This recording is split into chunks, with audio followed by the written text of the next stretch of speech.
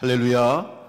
오늘도 예배 가운데 특별히 말씀 가운데 역사하시는 주님의 능력이 여러분 가운데 함께 하시길 간절히 축복합니다. 한번 우리 옆 사람과 인사하겠습니다. 연휴간에 더욱 건강하시고 승리하시기 바랍니다. 인사하겠습니다.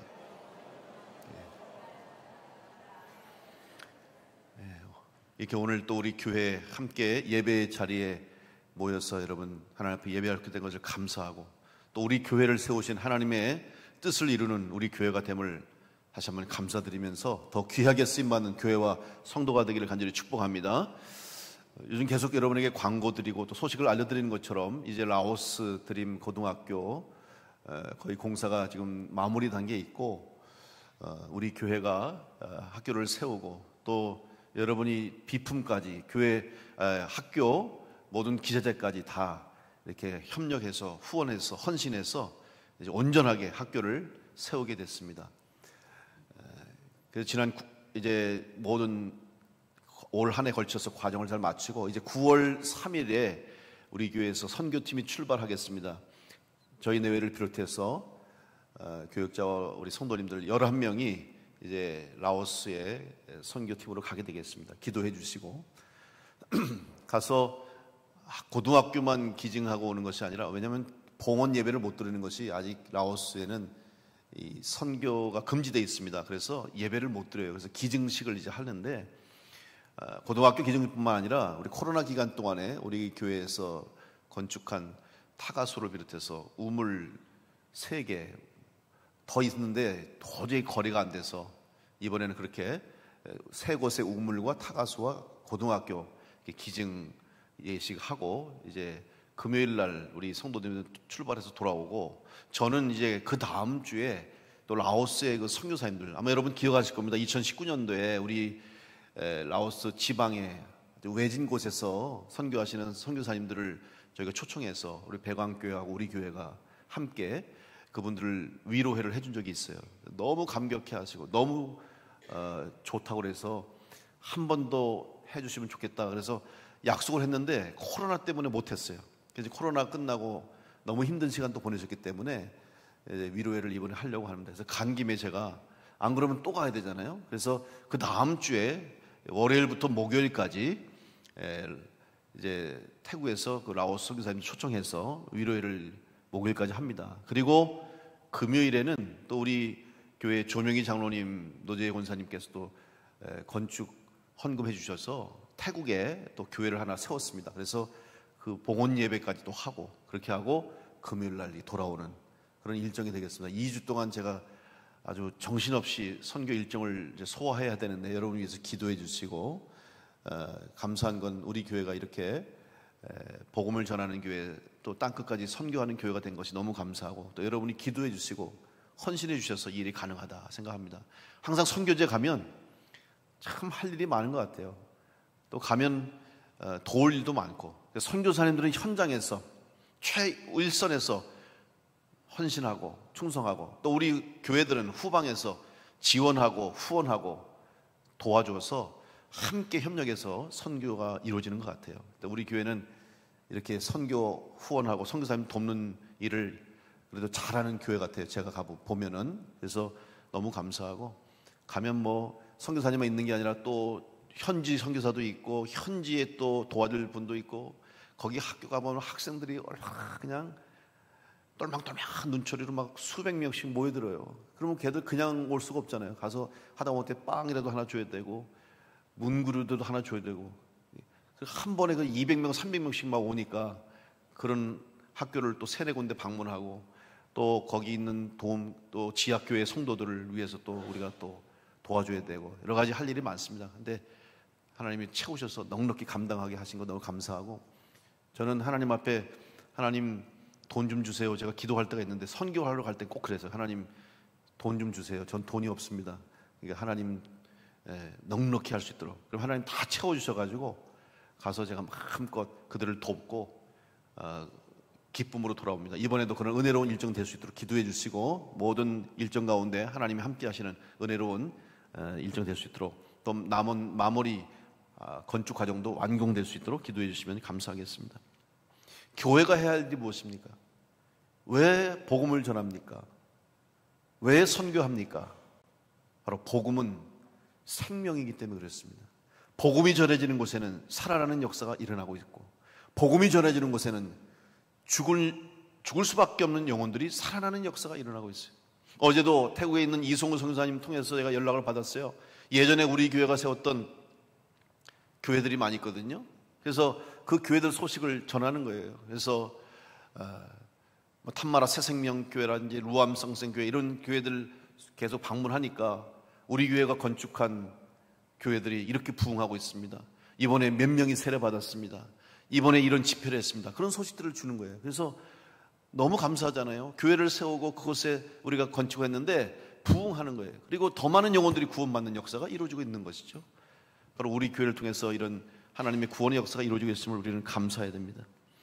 바로 복음이 전해졌기 때문에 생명의 역사가 나타나는 거예요. 예수님께서 이 땅에 오신 것은 세상을 구원하시기 위해서 오셨습니다. 구원은 죽을 수밖에 없는 죄인들을 용서하시고 살리셔서 새 생명을 주시는 은혜입니다. 기독교는 사람을 변화시키는 종교입니다. 물론 모든 종교의 목적은 다 사람을 변화시키는 것이죠. 그런데 우리 기독교의 복음은 단순히 변화시키는 것이 아니라 살려내는 종교예요.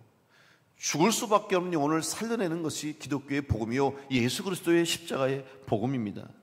죽음을 생명으로 변화시키는 것이 교회요, 또한 복음인 것입니다. 우리는 지금 사도행전을 통해서 함께 나누는 말씀 속에 바로 복음이 전해지는 곳에, 복음이 선포되는 곳에 어떤 역사, 바로 살리는 역사가 있다는 것을 말씀을 통해서 우리는 매주 깨닫고 있습니다. 성경에는 수많은 사람들의 이야기가 성경에 기록되어 있습니다. 그들은 다 하나님을 만난 사람들이고 예수님을 만난 사람들이고 예수 그리스도의 십자가의 복음을 듣고 성령을 체험한 사람들의 이야기입니다. 이들의 공통점은 다 그들은 하나님을 만남으로, 주님을 만남으로 그들의 인생이 달라졌다는 사실입니다. 하나님 만나기 전과 만난 이후, 예수님을 만나기 이전과 이후의 삶이 달라졌다는 사실이죠. 그런데 이 변화의 과정 속에서 가장 필요한 것이 뭐냐? 이러한 생명의 역사, 살리는 역사, 변화의 역사가 있기 위해서 가장 먼저 있어야 할 것이 뭐냐면 바로 만남의 역사라는 사실이죠. 그들이 하나님을 만나지 못했다면, 그들이 예수님을 만나지 못했다면, 그들이 십자가의 복음을 듣지 못했다면 아무런 일도 일어나지 않았습니다. 변화는 없었을 것입니다. 많은 사람들은 하나님과의 만남, 예수님과의 만남을 너무 쉽게 생각하고 대수롭지 않게 생각하는 분들이 있습니다. 심지어 어떤 분들은 신앙을 선택하는 데 있어서, 종교를 선택하는 데 있어서 기독교를 선택하지 않는 이유 중에 교리가 너무 쉽다는 거예요. 누구든지 예수 믿으면 구원받는다. 누구든지 하나님만 믿으면 구원받는다. 그러니까 너무 쉽다는 거예요. 조건도 없잖아요. 제한도 없습니다. 누구든지 예수 그리스도를 구주로 고백하고 믿으면 다 영생 얻고 구원받고 천국 간다. 그래서 안 믿는다는 거예요. 이분들은 잘 모르는 거죠. 여러분, 사실 하나님 만난다는 것이 얼마나 어려운 일입니까? 사실 하나님을 만나기가 쉬운 게 아니에요. 세상에서도 유명한 사람들 여러분 만나기가 쉽지 않잖아요. 연예인들이나 혹은 이름이 알려져 있는 분들, 정치, 경제, 문화 이런 모든 분야에서 최고의 자리에 또 모든 사람들에게 다 부러움을 사는 이런 분들은 사실 만나기가 쉽지 않아요. 그래서 만나고 싶어 하죠. 그래도 만나주지 않습니다. 어떻게 우연히 만나게 되면 같이 사진도 찍고 싶어 하고 사인도 받고 싶어 하고, 그저 만났다는 것 자체가 너무 귀해서 사람들에게 자랑하잖아요. 내가 누구를 만났다, 누구 만났다. 근데 아무리 만나도 그 만남이 의미가 있습니까? 그 사람과의 관계가 중요한 거 아니겠습니까? 관계가 중요한 것이 만남이 중요한 게 아니에요. 아무리 연예인 만나서 사진 찍고 사인 받아도 너 이 사람 알아? 그러면 아니야, 그냥 만났어. 그러면 그냥 그런 거예요. 근데 나 이 사람 개인적으로 알아. 이 사람과 친해. 이 사람과 교제해. 이렇게 되면 얘기가 달라지잖아요. 나 이 사람 잘 아는 사람이야. 그러면 벌써 달라지는 거 아닙니까? 관계가 다르기 때문에 그런 거예요.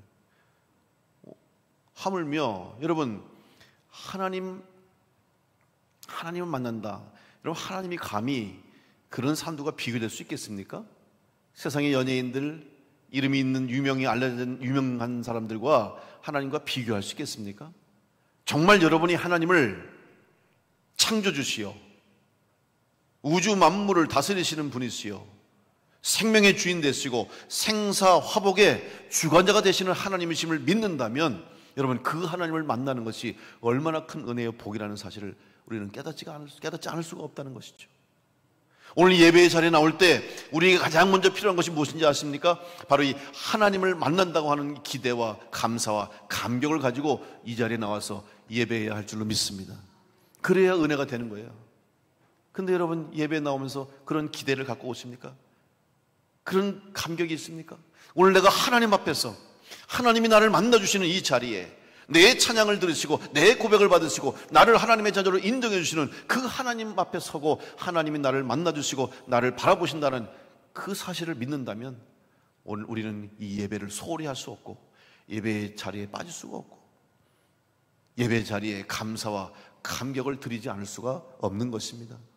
오늘 여러분의 심령 속에 이 감사함이 넘쳐날 수 있기를 간절히 축복합니다.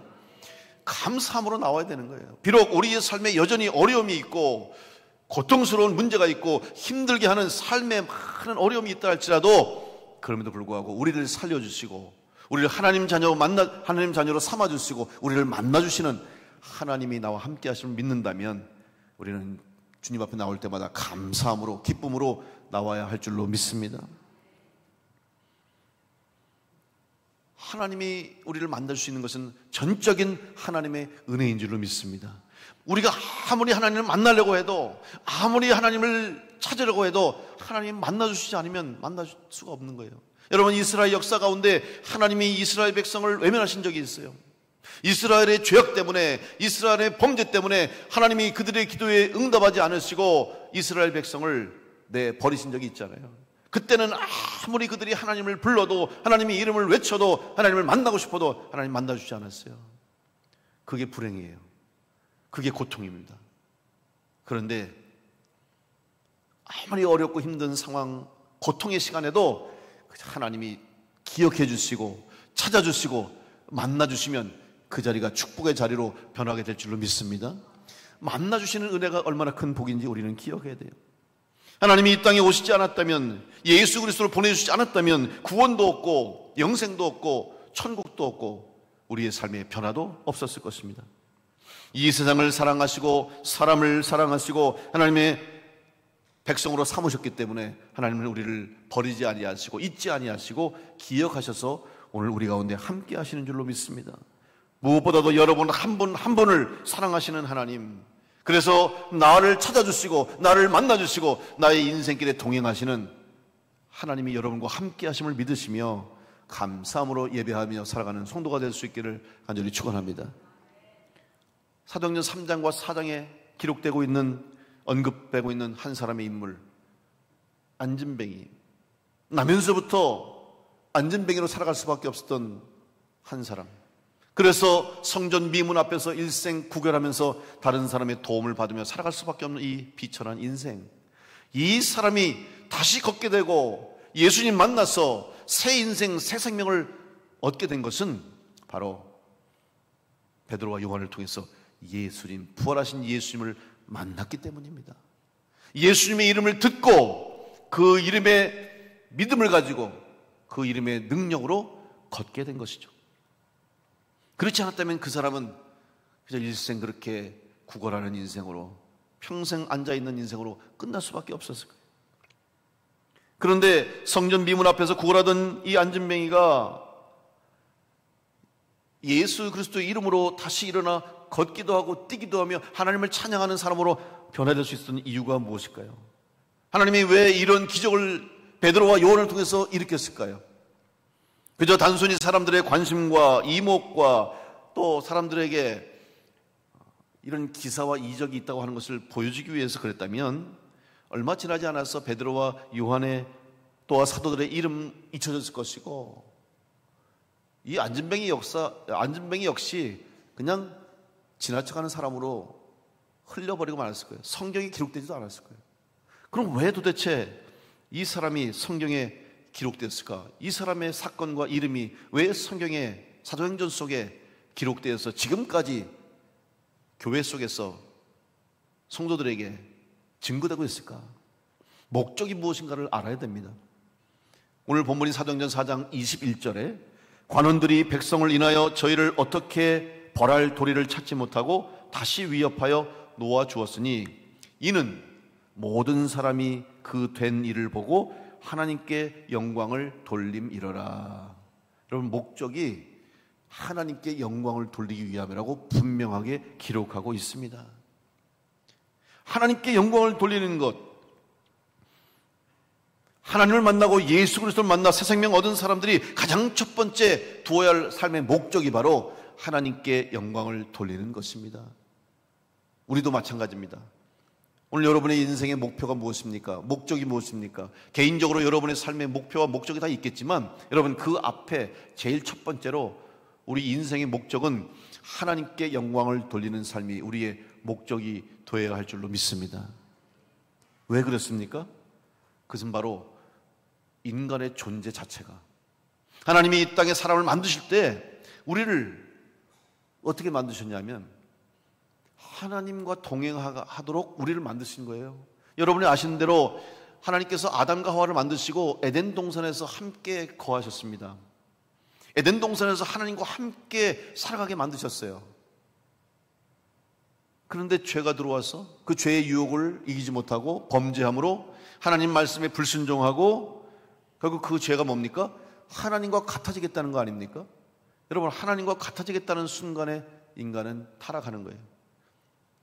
그래서 하나님으로부터 버림받아 낙원을 잃어버렸습니다. 에덴 동산에서 추방됐어요.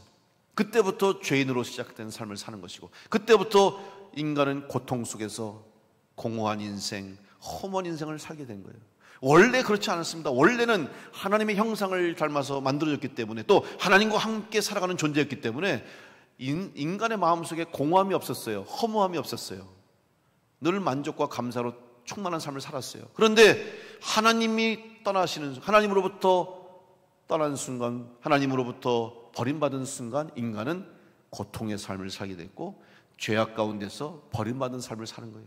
그래서 아모니 세상 속에서 이 부족함을 채우려고, 인간의 허무함과 공허함을 메꾸려고 쾌락을 쫓아가고 즐거움을 찾고 만족을 얻으려고 노력하고 애써도 채워지지 않는 것이 있는데, 그것이 바로 뭐냐? 하나님과 함께하는 하나님의 자리를 채울 수가 없는 거예요. 세상에 그 무엇으로도 하나님의 자리를 대신할 것이 없다는 것이죠. 그러니까 이 땅에 죄인된 인간의 삶을 사는 사람은 그 무엇으로도 인생이 만족을 얻지 못하는 거예요. 여러분, 돈이 많으면 만족할 것 같습니까? 뭐 제가 돈이 많은 사람이 아니라서 말을 못합니다만은 분명한 것은 아무리 돈을 많이 가진 사람도 절대로 만족이 없어요. 그러면 세상에 사람들이 얻고 싶어하는 부와 명예와 권력과 이런 걸 다 얻으면 그러면 만족할까요? 여러분 아시잖아요. 우리 역사 속에서 다 아시잖아요. 그런 사람 어느 누구 하나도 만족이 없어요. 오히려 허무해요. 채우면 채울수록, 얻으면 얻을수록 더 빈자리가 커지게 느껴지는 거예요. 왜 그런지 아십니까? 하나님을 떠난 인생이 됐기 때문에 그래요. 인간의 모든 공허함과 인생에 채워지지 않는 모든 문제는 바로 하나님의 자리에 하나님이 계시지 않을 때 그 인생과 그 삶은 공허할 수밖에 없는 거예요. 그런데 비록 이 세상에서는 부족한 것이 많고 연약한 인생이요, 채워지지 않는 것이 많은 인생이지만 하나님이 함께 하시고 하나님이 인생의 주인 되시고 하나님이 동행하시는 사람은 그럼에도 불구하고 만족해 하시는 은혜, 채우시는 은혜, 감사하며 살아갈 수 있는 은혜를 누리고 기쁨으로 살아갈 수가 있는 것이죠. 오늘 여러분의 인생이 하나님과 동행하시는 인생으로 하나님이 창조하신 원래의 목적대로 감사하며 하나님이 주시는 은혜로 만족하며 살아갈 수 있는 복된 성도들이 될 수 있기를 간절히 축원합니다. 바로 이 안전뱅이의 삶을 통해서 하나님이 영광을 받으셨다는 거예요. 그러면 좀 더 구체적으로 오늘 본문의 말씀 속에서 하나님께 영광을 돌리게 됐다는 이유가 무엇인지 좀 더 생각해 보려고 합니다. 물론 평생 안전뱅이로 살아온 사람이 예수의 이름으로 한순간에 일어나 걷고 뛰게 된 것 자체만으로도 하나님께 영광을 드러낸 이유가 될 것입니다. 그런데 그 이어지는 말씀을 통해서 우리는 더 깊은 하나님의 뜻과 계획을 깨닫게 됩니다. 22절 말씀 보면 이 표적으로 병 나은 사람은 40여세나 되었더라. 사실 지금 이 부분의 내용은 이 안진병이 일어나서 걷게 된 이후로 나타난 역사를 다 기록한 것이죠. 베드로와 요한이 이 일로 말미암아 사람들이 몰려들어서 솔로몬의 행각에서 말씀을 전하니까 회개하고 예수를 믿게 되고, 이 일로 인해서 예루살렘 성이 소란해지니까 사두개인들과 대제사장들이 베드로와 요한을 잡아다가 재판에 걸어서 이제 그들을 가두려고, 더 이상 부활하신 예수님을 증거하지 못하게 하려고 그들을 재판장에 세웠는데 오히려 그들이 복음을 전하는 거예요. 담대하게 외치는 거죠. 그러고 나서 지금 마지막 부분에 해당하는 이 부분에 지금 기록된 내용이 뭐냐면 이 안진뱅이의 나이가 40여세나 됐다는 거예요. 저는 이 말씀을 읽는데 좀 뜬금이 없잖아요. 아니, 갑자기 이 사람 나이를 왜 이제서 얘기할까? 40여세 된 게 무슨 의미가 있을까?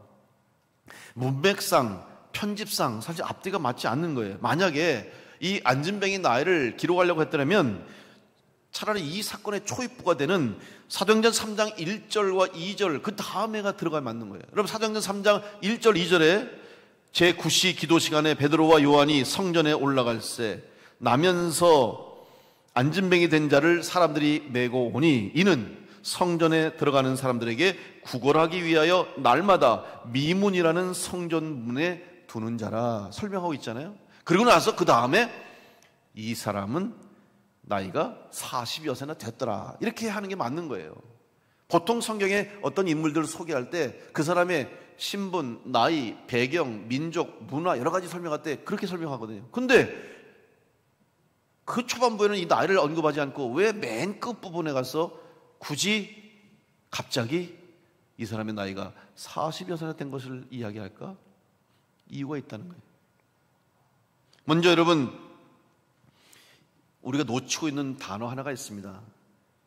이 22절의 말씀 속에 보면 이 표적으로 나오는데 그 앞절 그 된 일을 보고 하나님께 영광을 돌림이라, 그리고 22절 앞에 헬라어 성경 원어에 있는 단어 하나를 해석을 안 해놨어요. 그게 무슨 단어냐면 왜냐하면이라고 하는 단어입니다. 왜냐하면이라고 하는 단어가 여기 원래 들어있는 거예요. 성경 원어에는. 그럼 한번 해석해 볼까요? 제가 다시 읽어볼까요? 모든 사람이 그 된 일을 보고 하나님께 영광을 돌림이라. 왜냐하면 이 표적으로 병 나은 사람은 40여세나 되었기 때문입니다. 이 말이에요. 자, 그러면 그래도 좀 이해가 안 되죠. 아니, 하나님께 영광을 돌렸는데 이 사람이 40세가 된 게 도대체 무슨 이유 때문에 영광을 돌리는 것인가? 이 사람 나이가 40세 된 것이 왜 하나님께 영광을 돌리는 일이 된 것인가를 생각해야 된다는 것입니다. 여러분, 지금 우리나라 현재 평균 수명이 몇 세입니까? 알고 계십니까? 83.6세라고 그래요. 평균 수명이 83.6세래요. 남자는 80.6세, 여자는 86.6세. 우리 여자분들이 한 평균 6년 이상 더 사시는 거예요. 부럽습니다. 오래 사셔서. 그런데 여러분, 2000년도에는요 2000년도에 평균 수명이 76.6세 76.02세였어요. 20년 전에. 지금 빠른 속도로 인간의 수명이 늘고 있지 않습니까? 그리고 1970년에는 몇 살인지 아십니까? 남자 평균 수명이 58.7세였어요. 여자는 65.8세. 그렇다면 한번 생각해 볼까요? 지금 2000년 전인 로마가 다스렸던 로마 제국 시대에 이스라엘의 평균 수명이 몇 살이었을까? 성서학자들이 연구해 본 결과 당시의 평균 수명이 40세가 안 됐대요. 40세 미만이 평균 수명이에요. 그렇지 않겠습니까? 예전에 자꾸 인간의 역사를 보면은 과거로 돌아갈수록 수명이 짧죠. 그만큼 여러 가지 위험이 많고 질병이 또 있고, 그렇기 때문에 뭐 지금처럼 의학과 예방과 이런 것들이 없기 때문에 인간의 수명이 짧아요. 그럼 당시에도 40세가 안 되는 40세 미만이 평균 수명이었다면, 자, 이 사람의 나이가 지금 40여세 됐다고 하는 것은 뭘 의미합니까? 이 사람은 이미 인생을 살 만큼 산 사람이에요. 만약 그냥 우리가 이 사람 40살이구나 이 생각하면, 지금은 우리가 생각하는 40세를 생각하면 안 되는 거죠. 그 당시에 이 사람이 나이가 40세라는 것은 인생을 마무리하는 단계고 이미 다 살은 사람이에요. 이런 사람이 다시 일어나. 그러니까 그 사람의 생각 속에는 이제 뭐 내가 일어날 수 있겠는가. 그 다음에 물론 일어날 수 있다는 것은 생각도 못했겠지만 이미 다 산 인생, 이렇게 살아온 인생, 무슨 변화가 있겠는가라고 하는 생각을 가지고 살았던 사람이에요. 그런 사람에게 베드로와 요한이 예수의 이름으로 일어나 걷게 되었다니 얼마나 이 사람이 놀라고 사람들이 얼마나 놀랐겠습니까? 오늘 여러분의 삶에 절대로 도저히 일어날 수 없다고 생각하는 일들이 있습니까? 여러분 아직 늦지 않았습니다. 지금이라도 예수님의 이름으로 예수의 능력이 여러분 가운데 임하고 여러분 삶 가운데 역사하면 여러분 안진뱅에 일어날 것 같은 기적들이 여러분 삶 가운데도 일어나게 될 줄로 믿습니다. 믿음이 있는 자에게 가능한 거예요. 여러분 이 믿음을 잃지 않게 되기를 간절히 축복합니다. 한 가지 더 놀라운 사실이 뭔지 아십니까? 이제 그 당시에 40평생 자기 인생을 다 살고 인생의 마무리를 하려고 되는 그 순간에 이런 놀라운 기적과 은혜를 체험한 이 사람이 변화된 모습을 우리는 보아야 됩니다. 우리는 지난주에 여러분과 함께 나눈 말씀 속에서 베드로와 요한이 대제사장과 재판장들 앞에서 이제 재판을 받는 장면을 함께 생각해 보았죠. 산헤드린 의회가 소집되면서 지난 그 전날에 원래는 재판하기를 원했지만 밤이 늦은 관계로 해가 졌기 때문에 어쩔 수 없이 옥에 가두었다가 다음날 재판장이 세운 거예요. 여러분 그 자리는 어떤 자리입니까? 베드로와 요한을 모함하고 그에게 잘못을 찾아내서 신문을 해서 추궁해서 그의 죄를 밝혀내서 그 사람들을 가두고 옥에 가두고 더 이상 복음을 전하지 못하도록 하기 위함이 그 자리였습니다. 두려운 자리입니다. 무서운 자리입니다. 그들의 인생의 위기입니다. 어떻게 보면 목숨을 잃을 수도 있는 거예요. 마치 예수님께서 몰려든 군중들이 예수를 십자가에 못 박으라고 하는 군중들의 함성 때문에 예수님 십자가에 돌아가신 거예요. 그런 위험한 순간인데 여러분 그 자리에서 베드로와 요한은 오히려 두려워한 것이 아니요 떤 것이 아니요 기죽은 것이 아니라 더 목소리를 높여서 담대하게 부활하신 예수님의 복음, 십자가의 복음을 외쳤어요. 그런데 여러분 그 자리에 바로 이 안진뱅이가 함께 서 있다는 사실입니다.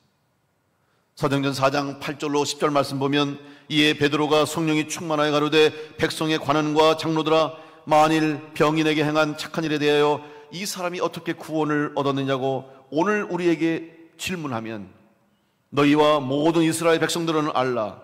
너희가 십자가에 못 박고 하나님이 죽은 자 가운데서 살리신 나사렛 예수 그리스도 이름으로 이 사람이 건강하게 되어 너희 앞에 섰느니라. 지금 베드로와 함께 그 법정에 그 자리에 그 안진뱅이가 일어나서 서서 그 자리에 있었다는 사실이죠. 여러분 한번 안진뱅이 입장 생각해 보세요. 이제 일평생 그렇게 불행하게 고통스럽게 살다가 뜻하지도 않게 지금 그는 일어나 걷게 됐습니다. 자유함을 얻었습니다. 그의 인생이 달라졌어요. 너무 행복하지 않겠습니까? 이제 얼마나 살지 모르겠지만 남은 인생 내가 두 발로 내 두 다리로 걸어다니면서 마음껏 가고 싶은 데 가고 하고 싶은 일을 하면서 살겠다고 집으로 돌아가야 돼요. 더 이상 위험한 곳에 있으면 안 되잖아요. 그런데 베드로와 요한이 선 그 자리에 잘못 섰다가는 베드로와 요한처럼 똑같이 죄인 취급받으면 옥에 갇힐 수도 있어요. 어려움을 당할 수도 있어요. 자유를 빼앗길 수도 있어요. 그 위험한 상황에 왜 그가 갔겠습니까? 오히려 자기의 안위를 생각한다면, 자기의 안전을 생각한다면, 자기의 개인적인 생각을 한다면 집으로 가서 사랑하는 사람 만나고 하고 싶은 일을 하면서 마음껏 자유롭게 돌아다녀야 하는 것이 맞는데도 불구하고 그는 베드로와 요한과 함께 법정에 서 있다는 거예요. 위험한 자리에 서 있는 거예요. 왜? 예수 그리스도의 은혜를 기억했기 때문에. 비록 내가 늦었지만 내 인생에 다 가는 이 순간이지만 이제라도 내가 부활하신 주님 만나고 메시아를 만났으니 나를 구원하시고 살리시고 새롭게 하시고 고치신 예수의 이름을 증거하며 살겠다고 하는 결단과 다짐이 그에게 있었기 때문에 그는 두려워하지 않고 그 자리에 서게 된 줄로 믿습니다. 여러분 마틴 루터가 종교개혁을 하면서 로마 교황청에게 99개 중에 반박문을 붙이면서 지금 교회가 하고 있는 일이 이게 정상입니까? 어떻게 면죄부를 팔고 어떻게 잘못된 성경 말씀을 전하면서 왜 무지몽매한 백성들과 성도들을 속입니까? 솔직하게 신학자로서 성직자로서 로마 교황청에게 편지 쓴 거예요. 붙인 거죠. 반박문을. 이 일로 로마 교황청에서는 마틴 루터를 제거하려고 했어요. 그래서 이 절차에 따라서 보름스 의회를 소집하고 종교재판입니다. 마지막 기회를 줬어요. 너가 지금이라도 네 주장을 철회하면 그나마 생명은 목숨을 살려주겠다는 거예요. 그런데 그 보름스 의회 앞에 마틴 루터가 서 있는 자리, 그 자리에서 마틴 루터는 주여 내가 여기 있나이다. 나를 도우소서. 나는 진리를 속이지 않겠습니다. 더 이상 진리를 부정하지 않겠습니다. 내가 믿는 하나님, 내가 믿는 말씀 그대로 나는 선포하겠습니다. 오직 말씀으로, 오직 은혜로, 오직 성경으로만 구원받을 수 있습니다. 선포하고 목숨을 내놓았어요. 그 자리를 피할 수도 있었어요. 도망갈 수도 있어요. 처리할 수 있어요. 그럼 살아요. 그러나 목숨 걸고 그가 결단하고 그 자리에 섰을 때 하나님은 돕는 자들을 보내셔서 루터를 돕는 자들의 손길 속에서 보호하시고 지키셔서 로마의 교황청 그 추격을 피하게 하시고 그의 생명을 지켜주셔서 오히려 독일어 성경을 번역하게 하시면서 빠른 속도로 성경이 보급되면서 종교개혁, 기독교가, 개신교가, 교회가 살아나는 역사가 있게 된 줄로 믿습니다. 여러분, 아직 늦지 않았어요. 사마리아 우물가에서 인생의 허무함 속에서 삶의 의미와 목적을 모른 채 살아가고 있는 수가성의 한 여인이 주님을 만납니다. 그리고 주님과의 대화 속에서 주님이 메시아이시고 하나님의 아들이시고 하나님이 살아계시고 하나님이 나와 함께 하신다를 깨닫는 순간 이 여인은 물동이를 버려두고 마을로 들어가서 사람들에게 고백합니다. 요한복음 4장 28절로 30절에 여자가 물동이를 버려두고 동네에 들어가서 사람들에게 이르되 나의 행한 모든 일을 내게 말한 사람을 와 보라. 이는 그리스도가 아니냐 하니 저희가 동네에서 나와 예수께로 오더라. 사랑하는 성도 여러분, 아직 늦지 않았습니다. 포기하지 마십시오. 안 된다고 생각하는 것들, 할 수 없다고 포기했던 꿈과 소망들, 이젠 늦었다고 기대조차 하지 않고 있는 기도의 제목들을 다시 붙잡고 하나님 앞에 나와 믿음으로 구하고 믿음으로 간구함으로 살아 역사하시는 주의 능력으로 응답받는 성도들 될 수 있기를 간절히 축원합니다. 우리의 생각으로는 안 된다, 우리의 생각으로는 할 수 없다 할지라도 아닙니다. 하나님의 시간과 하나님의 방법은 아직 늦지 않았어요. 지금 세상 사람들은 말해요. 교회 소망이 없다, 한국교회 끝났다, 한국교회 안 된다. 누구 마음입니까? 누구 마음대로 안 됩니까? 비록 지금 교회 상황이 어렵고 지금 현재 한국을 비롯해서 전 세계의 교회와 성도들의 상황이 위축되고 힘든 상황이 있다 할지라도 하나님의 방법과 하나님의 때가 허락하신다면 반드시 하나님은 구원의 역사를 이루어 가실 줄로 믿습니다. 마지막 주님이 오시는 그날까지, 하나님이 심판하시는 그날까지 우리는 살아서 그 일을 감당하는 교회와 성도가 되어야 할 줄로 믿습니다. 어렵다고 힘들다고 스스로 포기합니까? 왜 스스로 아직 해야 할 일이 있는데, 아직 해야 할 사명이 있고, 아직 우리 교회가 이 땅 가운데 존재하는데 왜 벌써부터 안 됩니다, 못합니다, 할 수 없습니다, 두 손 두 발을 다 놓고 있습니까? 아닙니다. 아직 늦지 않았습니다. 어려워도 해야 할 일이 있고 힘들어도 해야 할 일이 있어요. 안진뱅이처럼 비록 늦었지만 이제라도 아직 늦지 않았다고 생각하고 결단하고 주님 편에 설 때, 하나님과 함께 할 때 그를 통해서 구원하시는 역사가 이루어진 것처럼, 사마리아 여인처럼 인생에 소망 없이 살아가던 그가 다시 하나님 만나고 예수님 만나고 그의 인생이 바뀌어져서 물동이를 버려두고 사람들에게 복음을 전함으로 메시아를 증거함으로 영혼들이 구원받았던 것처럼, 오늘 여러분의 삶을 통해서 여러분이 아직 하나님께서 이 땅에 주신 사명이 있다를 믿으신다면 포기하지 마시고, 늦었다고 생각하지 마시고, 지금이라도, 지금 나에게 주님이 주시는 소명, 지금 주님이 나에게 주시는 원하시는 주님의 뜻을 이루기 위해서 여러분의 자리에서 결단하고 다시 일어나 그 일을 위해서 달려나갈 때 하나님 동행하시고 앞서 행하시고 성령님 역사하심으로 여러분과 우리 성도들과 우리 교회를 통해서 하나님께서 이 땅의 구원의 역사를 이루어 주실 줄로 믿습니다. 그런 교회가 바로 주님의 교회요, 그런 교회가 주님 원하시는 교회요, 그런 교회가 세상을 살리는 교회, 세상을 변화시키는 교회인 줄로 믿습니다. 우리 교회가 그런 교회가 되기를 간절히 소망합니다. 그 일을 위해서 함께 주의 일에 힘쓰므로 성경에 기록되어 있는 수많은 사람들처럼 사도행전의 역사 28장으로 끝나는 것이 아니라 계속 써내려가는 사도행전의 역사가 우리 교회와 여러분을 통해서 이 땅 가운데서 증거될 수 있기를 간절히 축원합니다. 그 일을 위해서 마지막까지 최선을 다할 수 있도록 아직 늦지 않았습니다 고백하며 믿음으로 충성하며 하나님께 영광 돌리는 복된 성도가 될 수 있기를 간절히 축원합니다.